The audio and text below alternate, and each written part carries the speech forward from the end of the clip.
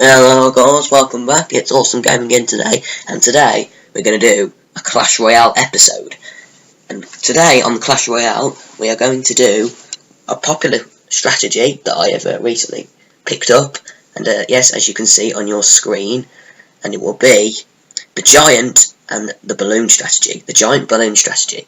It's a very effective strategy because they both only go for buildings, which means they can't be distracted by other units. The only thing they can be distracted by is buildings. And today we're going to show you 3 replays. Those are the replays that we have seen so far. So we're going to show 3 replays of where the giant balloon strategy worked to my advantage. So here we go into live attack. Well, not live attack. Replay 1, back in the Pekka's Playhouse.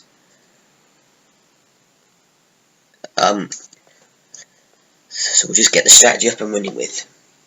This is a new strategy for me. This is a new way I'm going to be gaming, and later you will be able to catch me for a impossible challenge inside of Clash of Clans, and you sure don't want to miss that.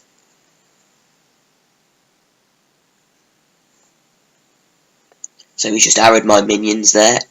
His Pekka's on the far side. I'm going to use a cannon, the best cannon, that as best I can. Although it's not the best, I'm going to use goblins to put in there. Then I'm going to use a fireball to destroy the Pekka and the giant skeleton army right there. Okay, goblins got wrecked, but okay, fair enough. Okay, I'm going to quad speed it here just for a moment. Okay, I'm going to bring it back to normal speed. There's the giant balloon strategy over there. And you see, he does actually counter it quite well the first time. The balloon does get a shot off, and so does the giant. But look how many hit points that tower is down to. 1,040, I think I see there. We're going to have to quad speed again. He's got his Pekka, I'll drop in the cannon, his musketeer, and his hog rider goes, and he actually goes 1-0 up here. So drop the fireball in to wreck what army he's got there. He drops his arrows to take my minions out, but it's too late. My minions already have done the deed against his. Okay, here comes the giant balloon. Round 2. You see, he drops in the skeleton army, which this time will counter the giant, but I drop in the arrows to counter the skeleton army, and that's what brings me level at 1-1. I thought this strategy might be effective because it can win you loads and loads of games in a row. There's only actually 2 games where I've been held to a draw using this strategy. So the battle will end now, but we'll go into overtime. Quad speed up a second, get those minions to deal with it. With troops there, okay, and now I've brought it back to normal speed, and here's it's half speed. Now the giant balloon offensive. I thought he was going to send skeleton army then, but I read it quit a bit too slow. But there's nothing he can do to deal with my giant balloon offensive. There, it's an effective strategy, and you should, if you want to be successful in the lower arenas, you can get the balloon in the giant in arena 2. You could really win you loads of battles down there. Then, as you can see there, just before the end of the game, my giant comes in. He gets destroyed, but the balloon isn't, and it takes his tower down to win the match, 2-1. So let's move to. Oh, I've accidentally replayed. Let's move into the second replay where I have defeated someone, and yes, I can see it's actually brought me back up to the Spell Valley, which is a big accomplishment, really, because Spell Valley really is a keen arena to start building your deck up, and obviously I'm willing to get the Ice Wizard. Anyway, let's move on. So we praise the Prince and a minion horde. It's mopped up by my goblins and a fireball. Okay, here we go, playing in the giant balloon offensive here. But actually, shout out to Marco.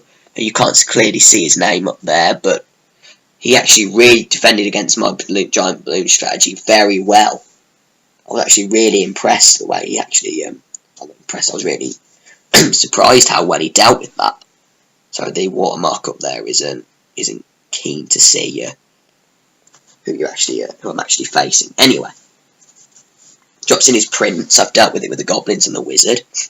I've got that on half speed. I've speeded it back up now. And you can see the giant and the balloon are in the deck.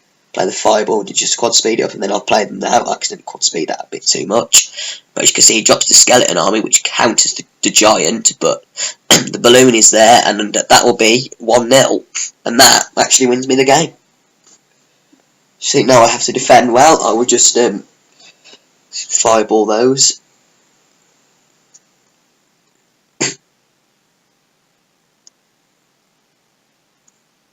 I played in the goblins, but it wasn't really that effective. I've dropped in the giant there. This isn't using the giant balloon offensive. This was just purely for defence.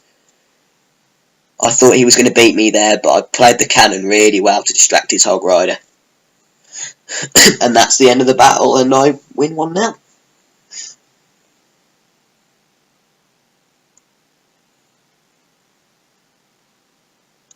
And there you go. So this is actually a very effective strategy.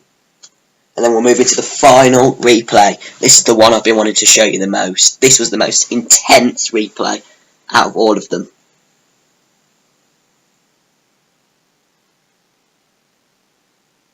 So I'll just quad speed it up here.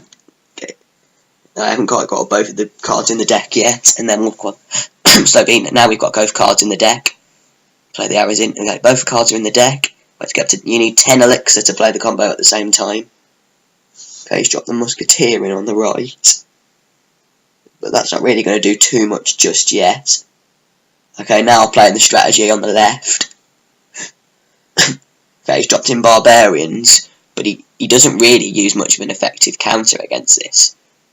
To be entirely honest, I dropped in the goblins to try and say, he actually goes 1-0 up, but I just follow straight back and reply with a 1-1. He's not dealing with the giant balloon strategy here. He's literally just ignoring it. And as you can see there, if you ignore it, look how many hit points his crown tower's got. 1,606. You just get wrecked.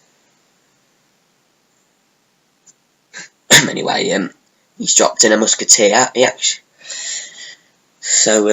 goes forward. He drops in the hog rider. I use the minion horde to defend against that. I have to use the wizard to defend against the minion horde that's attacking it. And then there comes the giant balloon strategy again.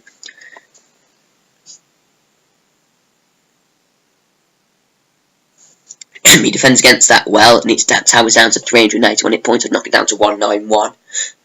Uses the zap against my minion horde. He goes 2-1 in the final seconds. But as you can see, I've dropped my balloon just in time. He timed his minions too late, and he takes the tower to make it 3-2. So that's going to be the end of the replays in today's episode. Hope you've enjoyed them, and maybe employ this strategy for yourself. Thank you for watching today's video. Please subscribe to the channel if you wish to watch more Clash Royale and Clash Clans and gaming videos. And thanks for watching today. Have a great day. Peace.